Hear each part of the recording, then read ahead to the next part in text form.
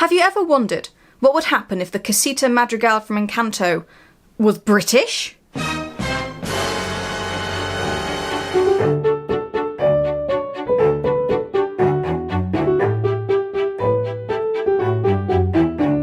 recently procured 2 books from my local library to read whilst on my holidays.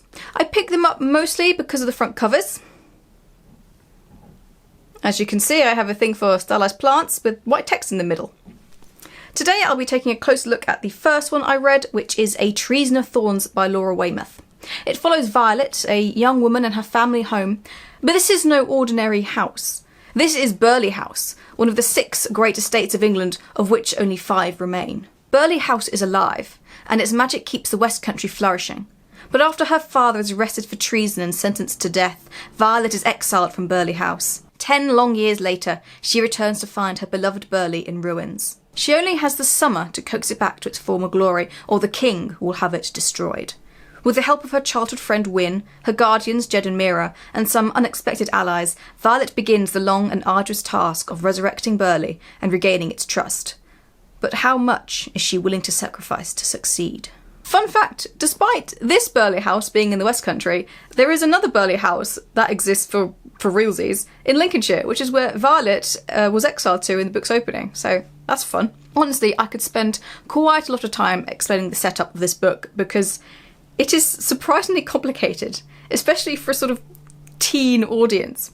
The house is magic, but because the houses have all been bound, they can't use their full magic properly, so it's wielded by the caretaker through a special key. If they wield magic without the key, their blood is poisoned with mortar, which will eventually kill them. And if the magic is not wielded properly, it builds up and leaks, poisoning the land with mortar.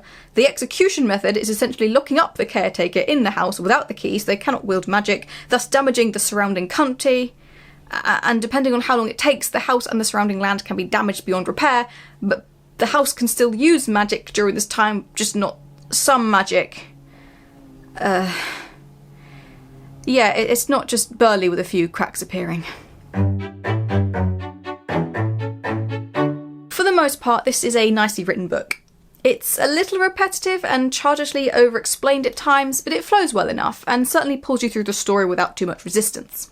The pacing is okay. I like that there's a deadline Violet has to work towards, and you are constantly aware of it looming closer and closer, which helps with both the tension and as a motivation to drive the characters forward. The characters themselves are okay as well, but a little boring and one-dimensional. Violet is fine as a protagonist in theory. Same with Wyn. I did genuinely enjoy Espy, Alfred and Frey, who Violet meets when she begins working at Frey's tavern in the town. They were a little underused and their introductions and relationships quite rushed, but I liked them and I do wish they had been used a bit more. I also quite liked Jed and Mira. Again, they don't do a huge amount for the plot, but they felt very real and their love for Violet seemed genuine.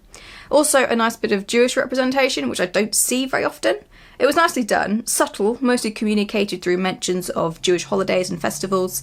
A bigger book maybe could have done more, but for this story it was just right. And overall, I enjoyed the book.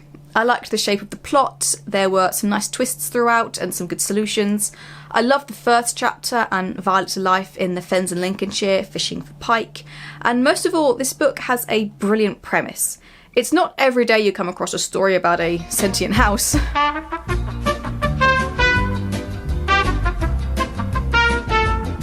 Okay, so it's not completely unheard of in films and literature, but it's still not exactly a saturated market.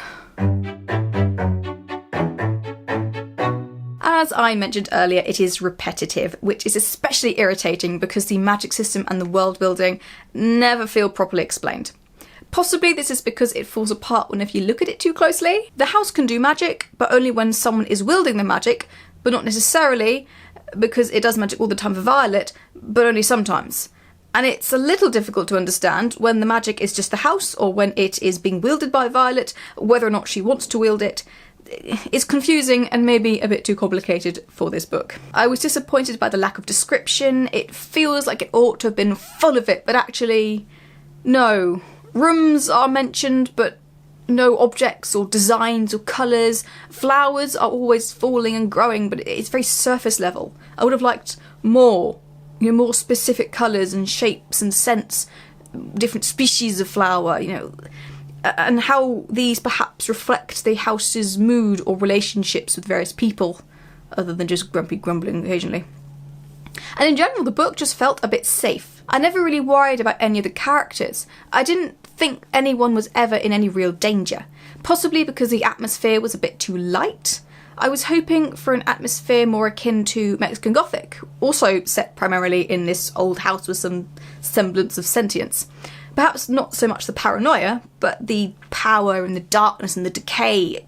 Again, this could have been remedied with stronger description and more sensory language. Whilst I liked the plot, it did feel a bit convenient, like the plans weren't disrupted enough, there weren't enough surprises. There were twists, yes, but the sort of twists you expect. They were good and I still liked them, but it was a little paint by numbers. A twist is revealed at this point because that's what it says in the manual, rather than to introduce tension or sweep the rug or reframe previous scenes or characters. I sort of felt the same way with the romance. There is a romance plot between Violet and Wyn, obviously. And again, it felt like it was there because it's expected for this setup. I couldn't really tell you why either liked the other. If anything, Wyn's love for Violet is more akin to, not Stockholm Syndrome, but that sort of worrying vibe, which you get at the end when you realise certain things about their backstories. It's not a terrible romance by any means, just it left me cold. Characterisation, again, could have been better. I've mentioned that the characters are a little boring and one-dimensional, but I was especially disappointed by two in particular. Violet, who again, a fine protagonist on paper, but in practice I found her a bit lacking in agency. She talks the talk about wanting to save the house, but she doesn't really seem to do anything apart from walk around and reminisce whilst the house showers her with flower petals. And for all the work that needs doing, there's not much of her actually getting stuck in, replastering the walls or clearing up rubble or cleaning windows. The most she does is get a job in town to help pay their way because the king has seized all their assets.